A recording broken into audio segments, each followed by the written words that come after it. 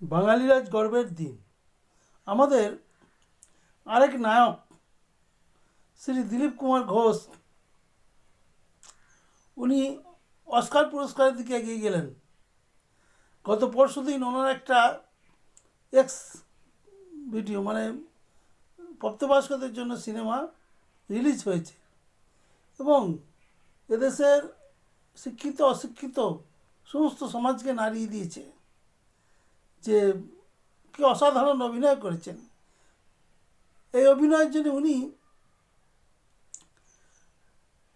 মহানায়ক সম্মান পাবেন, যেটা নচিকেতা চক্রবর্তী পেলেন এই তৃণমূল সরকারের থেকে দেওয়া।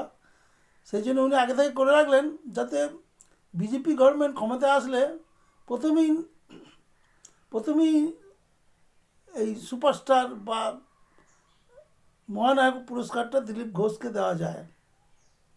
তা এখন টালিগঞ্জে আমাদের খরা চলছে, এখানে ইন্ডাস্ট্রিটাই লোপাট হয়ে গিয়ে ওই সৌরভ দত্ত নাকি সৌরভ বিশ্বাসের পকেটে ঢুকে গেছে। কিছুই নেই। ও এবছরে শুনছি নাকি আবার ওদেরকে আর রাখবে না, তাড়িয়ে দেবে সব পুরনো সব ঝুল আর্টিস্টদের আর রাখবে না, টিকিটও দেবে না, এমএলএ হওয়াও যাবে না। ও দিদির সিদ্ধান্ত। তো সেই হিসাবে দিলীপ দা আমাদের মুখ রক্ষা করেছেন। আর দিন সিনেমা আর্টিস্টরা রাজনীতি করতেন, এবার রাজনীতি করা সিনেমা করছেন, করবেন। এ আমাদের গর্বের জিনিস যে দিলীপ দাকে মহানায়ক সম্মানে ভূষিত করা হবে। ধন্যবাদ।